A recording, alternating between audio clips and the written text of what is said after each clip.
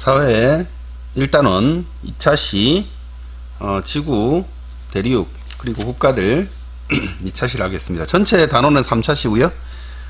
단원 개관을 제외한 소단원에서는 2차시입니다. 예.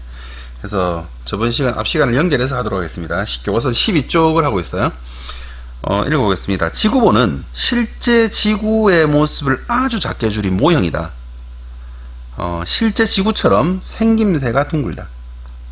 세계 지도나 지구본에 나타난 위도와 경도. 앞 시간에 했던 거 다시 한번 할 거예요.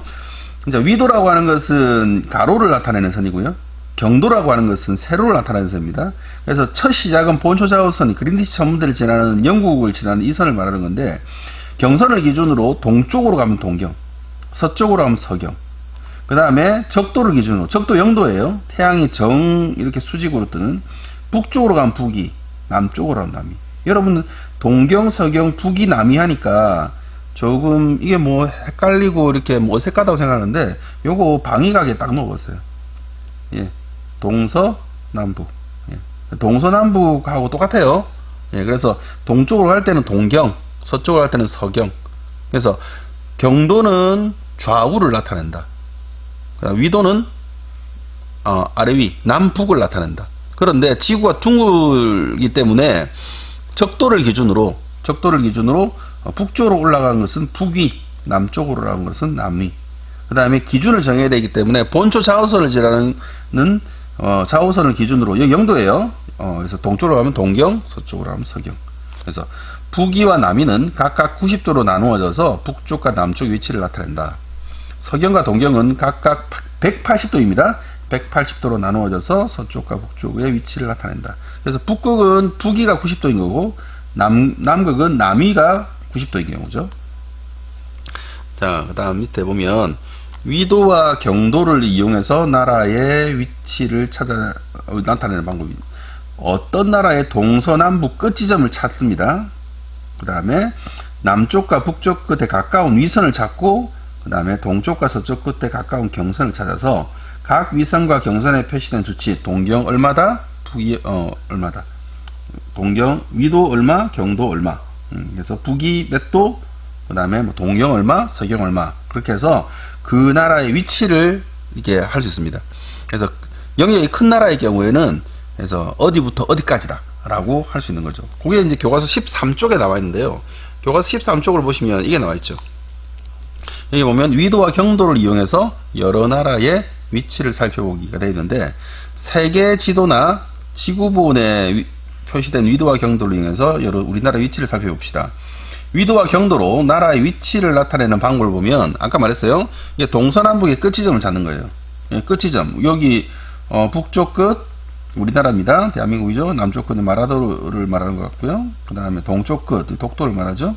그 다음에 서쪽 끝. 그래서 각 끝을 찾아가지고 그 끝이 해당하는 이 지점들이 동경과 서경에 나옵니다. 그래서 우리나라는 북이 33도에서 43도 사이. 그 다음에 동경 124도에서 132도 사이. 여기가 동경 132도고 여기가 북이 124도고 여기가 동경 132도일 겁니다. 요 사이에 있다 이 말입니다.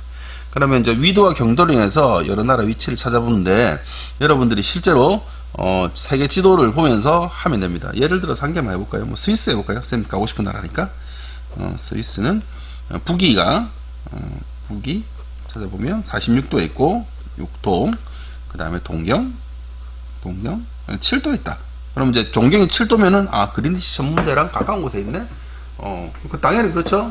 유럽 지역에 있으니까. 그래서 다른 나라도 하나 찾아보시면 되겠습니다. 교과서 14쪽을 보겠습니다. 교과서 14쪽. 그러면 이제 우리가 기본적으로 지도본과 세계 지도를 제전에 많이 썼는데, 그러니까 이제 우리가 지금 디지털 지도로 보니까 디지털 영상 지도도 아주 유용하게 사용합니다. 이런 디지털 영상 지도는 위성 영상이나 이제 항공 사진 등을 바탕으로 스마트폰, 그다음에 컴퓨터 등 다양한 기기에서 이용할 수 있도록 디지털 정보로 표현된 지도다. 디지털 지도, 영상 지도는 종이 지도와 달리 확대와 축소가 자유롭고 다양한 정보가 있는, 축소와 확대가 자유로운데 안 깨지는 거예요, 이게. 그래서 디지털 영상 지도를 이용하면 세계 여러 나라나 장소와 관계된 정보를 찾을 수 있다. 뭐 제일 간단한 게 구글입니다. 여러분들 뭐 선생님이 우리나라에서는 이제 뭐 네이버나 아니면 다음 지도를 쓰지만 세계 다른 데 나가면 구글 지도만큼 좋은 지도가 없어요. 그래서 디지털 영상 지도를 보도록 하겠습니다. 지도를 검색할 수 있고요. 검색창에서 찾고자 하는 장소 위치를 입력하면 바로 찾을 수 있습니다. 그러니까 자이언어처럼 뭐 서울, 뭐 아니면 경기도 이렇게 위치를 지정하면 찾을 수 있습니다. 자동차, 대중교통, 도보, 자전거의 경로를 찾을 수 있다. 이게 끝내주는 거예요, 이게. 그래서 내가 가고자 하는 곳에 대중교통 몇 번 타고 어디에서부터 어디까지 가서 어디에서 내려서 어떻게 걸어가라. 이것도 나올 수 있고요. 그 다음에 지금 내가 어디 있는 위치인지 위치 기반 정보 서비스를 받을 수 있는 기기나 디지털 장비가 있으면 딱 잡아줘요. 그래서 이제 그걸 가지고 여기 위치 정보를 잡을 수 있고요. 그래서 지도를 실제 모양의 위성으로도 바꿔볼 수 있고, 그 다음에 확대하거나 축소를 할 수 있습니다. 그래서 요즘은 이거보다 더 정확한 거는 실제로 그 속에 들어가서 거리를 걸어볼 수도 있습니다.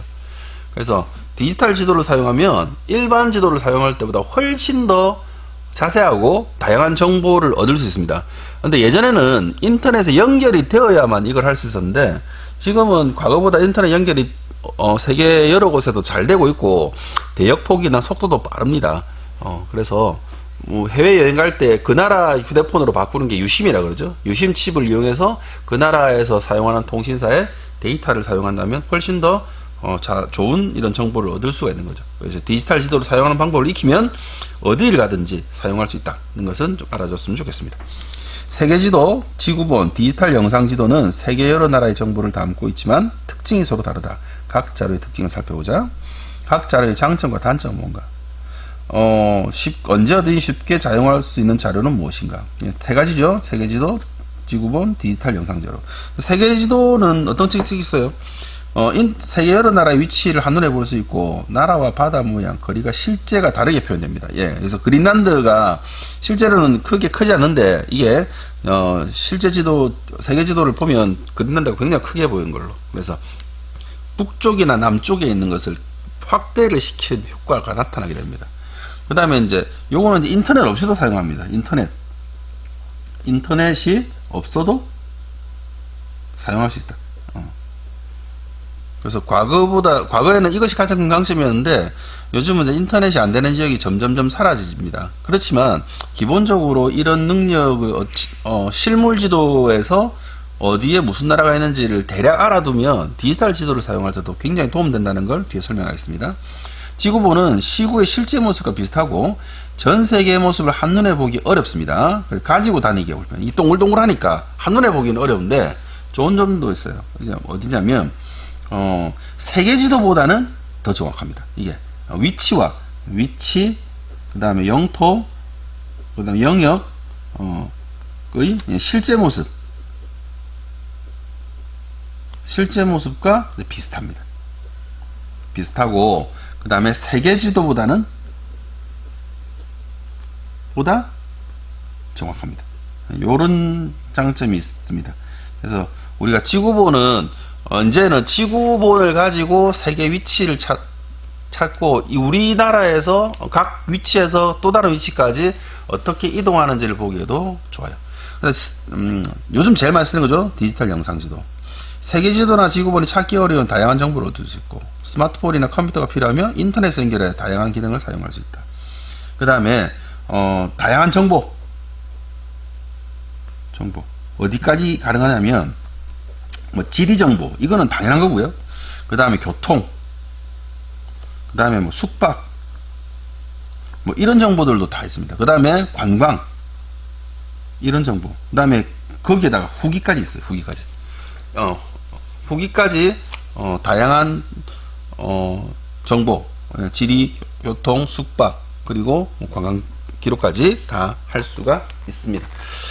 그리고 교과서 16쪽에 보면, 우리나라에서 자주 사용하는 세계지도는 다른 나라에서 통할까라고.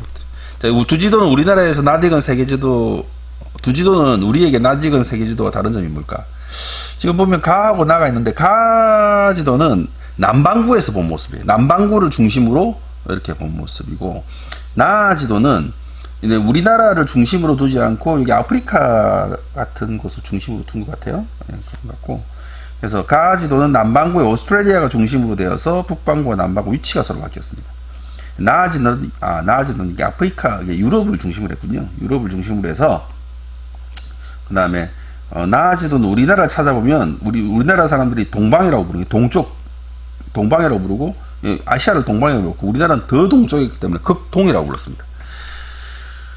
그래서 이처럼 각 나라는 자신을 가운데 두고 세계를 파악하기 때문에 나라마다 세계 지도의 모습이 달라질 수 있습니다.